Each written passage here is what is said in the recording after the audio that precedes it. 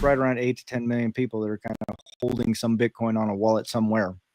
So you go, all right, well, if like 5% of them ran a node, we're, 400,000, 500,000 nodes. If 10% of them ran a node, then you're, 500,000 nodes. So you kind of go, well, those are 1,000,000 nodes or whatever it is. So you go, that's pretty good. Why don't we do that? Like, why don't we get to those numbers? Because if we had 250,000 nodes, I'd be relaxing a lot about this. You wouldn't see me ranting as much.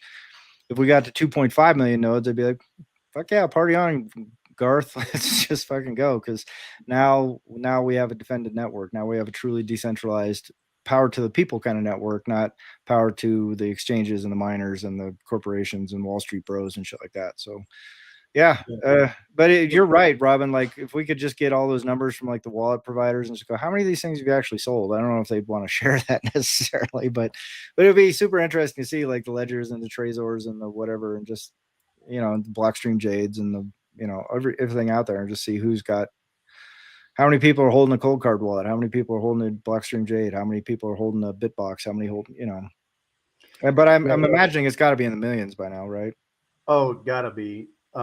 So it's this kind of conversation that is super important. I mean, we're getting to the core important part of Bitcoin, and yet, as one BTC equals one BTC, does it ever make you cringe when you see, say, it's Samson Mow or Cedric trying to calculate and how soon, when is it going to be 1 million? When I see that stuff, I feel like, I don't know. It's fun to speculate on it. It attracts more interest and growth of Bitcoin when number go up. But then I'll see it, or like Robin, you mentioned Cedric on your latest release with on the podcast that like, oh, it could still be 1 million this year, or Samson Mow will say, it could be 1 million next year, and fun to think about, but like that's not the important thing though, to me. Well, I think it's important on one level, right? Because that's what Robin was saying, was like, that's the shiny object, right? Hey, come on, come get the shiny thing. Like, they're fishing, right? They're going, hey, we need more people to understand that Bitcoin is important.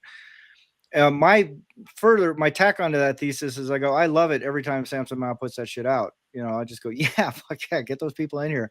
Because somewhere in that pool of new people that he attracts with his $1 million Bitcoin thing, or Cedric, when he's putting those kind of numbers out, I go, there is a certain sub percentage of those people that are going to be attracted to that message. They're going to come in and understand that, hey, there's more important things that need to be done.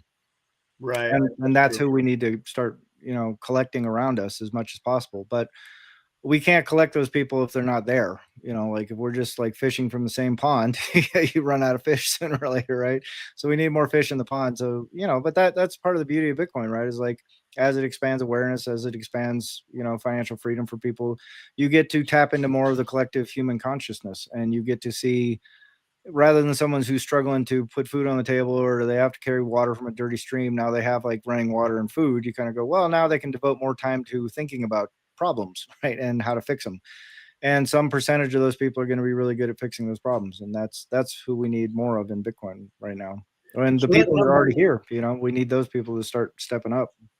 And one interesting aspect here is also the people it matters why people come to Bitcoin. If BlackRock is onboarding more people to Bitcoin, then all the plebs onboard new people to Bitcoin, then the people will be like, oh yeah, I'm here because of BlackRock. I trust their educational things, and they kind of do the whole lead thing. But if I come into Bitcoin because of like plebs that do shows on the internet and just run them like we do, they then also so I hear a lot about those, like, oh yeah, that's clickbait, oh, like there's 1 million, like why do you do that? Like, yeah, because it's important that those people, like, I rather have those number go up people come to me with those $1 million Bitcoin things, and then they also see the episodes in their feed of like, oh, how to do self-custody, what is UTXO management, and all those things. And this is a not underestimated point, because that's why I'm also not a big fan of hiding in Nostra. I said it multiple times on my podcast. I think it's great that we have Nostra. I think it's great that we have this technology, but I don't think it's a good idea to take all those great Bitcoiner minds and put them all into Nostra, and they're completely gone on the mainstream sites, and nobody's producing content for YouTube, for Twitter, and all of that. So so I do think there's a big value in being attractive for those number guys and for the masses, because otherwise we might split off in a small niche coin where we might have some freedom, but it's probably cracked down by politicians and by governments, because there's this actual Bitcoin that they use, and we kind of are here with our Bitcoin and say like, oh, have fun staying poor, and like we don't care, we have freedom. But yeah, like they have all the users, they have all the power, they have the actual Bitcoin, the bank coin, and they can all of a sudden do all the things. So I don't know. I always say like, let's not hide. Let's get out there and let's attract people to Bitcoin. And it matters who onboards them. I rather have Fritz onboard people on his show than BlackRock do it. So I prefer that. Yeah, I agree, man. Very well said, dude. Like, yeah, that's absolutely right. We need, we all need people to come in, and now we're competing with the marketing of BlackRock, Fidelity, State Street, all these fucking ETF people. And I also think there's a wide open market there. I mean, there's like some of these TradFi podcasts and shit like that. Like if they can start orange pilling those people, go, hey, it's cool you're in this ETF, but you can actually control your destiny if you self-custody and run a node. So maybe consider next time you go to make a smash buy on your ETF, maybe smash buy some on Kraken and then split it off to a wallet, and then you'll actually own some Bitcoin. And that's a big deal for XYZ reasons. And if we can just get that number of nodes up, I would sleep so much better at night. I really think. But buy nodes so Daniel can sleep better. Yes, please. Yeah, run a node because Daniel doesn't sleep very good. I don't know if we can show that. I just found the maybe for the ending point the thing for how many Bitcoin addresses are there with a balance of over 0.01 Bitcoin.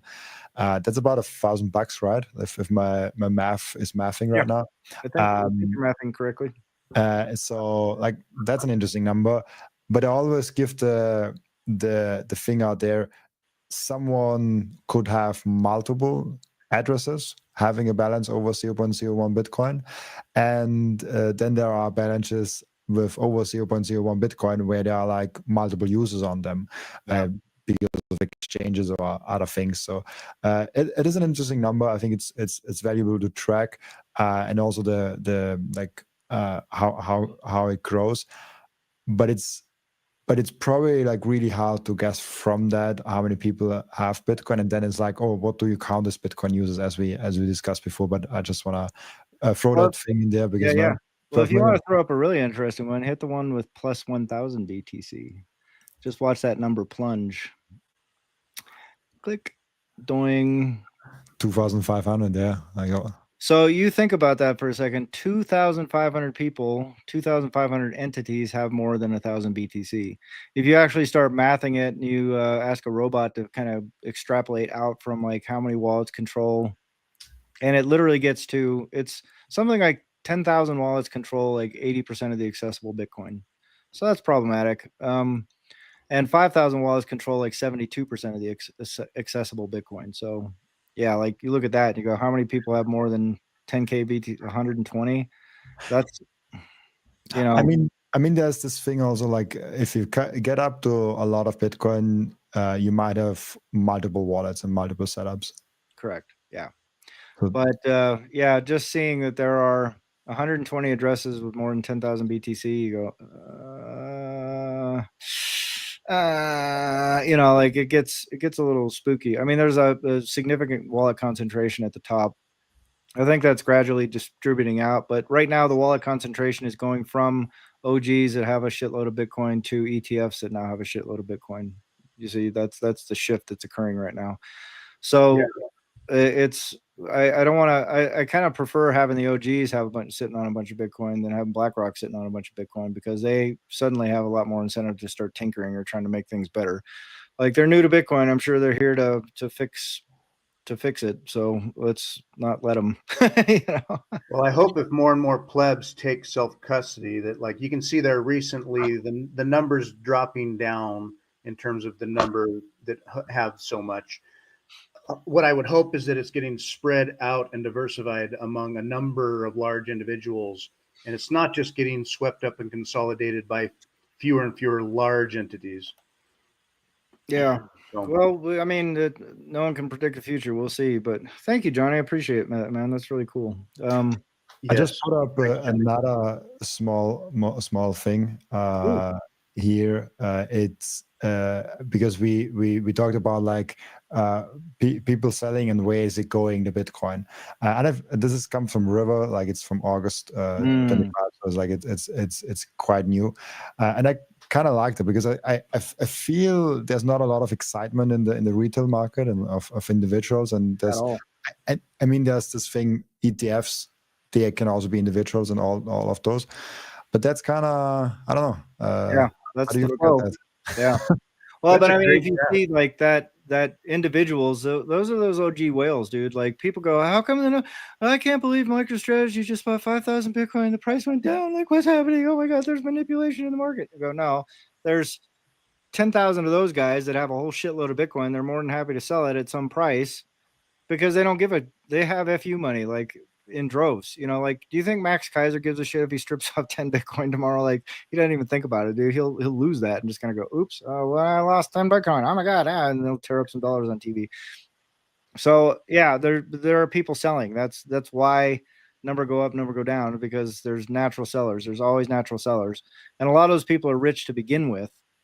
Like, there's no shortage of Saudi oil princes and, you know, Omari oil people and gold, and, you know, like, some trust fund baby kid is just like, yeah, man, I'm gonna get into crypto. You know, and they go out and buy a bunch of Bitcoin. They just have it sitting there and they don't give a shit because they just dropped $25 million to buy some Bitcoin, and then tomorrow they're going to put it on an exchange to trade it and do stupid shit. And, you know, I mean, like, they just don't care. So yeah, this is a great chart, dude. I love it because it kind of gives you an idea, like that thing I was just talking about. Like, those OGs are now shifting to treasury companies, businesses, funds. That's where all the BTC is going. It's going from OG wallets to the new G wallets, and the new G wallets are not people that are friendly to Bitcoin at all on any level whatsoever. So yeah, it's a great chart. I'm going to steal it. I also love just someone stacking what you are dumping. Yeah, exactly. Someone is stacking what you're dumping. 100%. Yeah. So, just earlier this week, you know, like the price has gone down and there were some big trades, and like, how did the price just go down? And somebody sold, like, you know, 10,000, 20,000 Bitcoin on exchange. And it's like, who is this ape who's doing this? And maybe it's some OG Bitcoiner who, he's got FU money. He don't care. So yeah, what is it to him to sell, you know, maybe a quarter of a stack or whatever? He's fine. Yeah. But the number of those people is going to diminish. And then that transition, like on that graph, is going to continue. It's going to I would presume the Bitcoin addresses where it's going to are going to be more and more hard diamond hand type holders. What I want to see, though, is more people as they get on board and take self-custody. I want to see more distribution, more individuals with the right alignment as we participate in the great realignment, getting Bitcoin to the people, held by the people, and then TradFi, even as they get in on Bitcoin as well, can't help but shift their incentives and change the game they're playing. Hopefully. So that's the hope. Well, I mean, that chart was illustrative because ETF holders, by technically speaking, they're individuals, right? Like, just because BlackRock holds a shitload of Bitcoin, they're holding it on behalf of their clients. So it's a paper promise. It's you know, but BlackRock is staking their reputation on the fact that they have the Bitcoin to give to their people, right? So I mean, there is that dispersion, but it's not happening the way we'd like to see it, where people are going from OG wallets into self-custody wallets. It's going from OG wallets into ETFs and treasury companies. And so each one of those, you kind of go, well, on some level, on a piece of paper somewhere, it says this chunk of Bitcoin is allocated to a human being, but that doesn't necessarily mean that that's what's gonna happen 10 years from now, right? Thank you for watching this video. This is just a short clip from our full episode. So if you'd like to enjoy more entertaining wisdom found in our podcasts in their full context, just click a link in the corner. We are always sharing our big ideas on Bitcoin Liberty Live.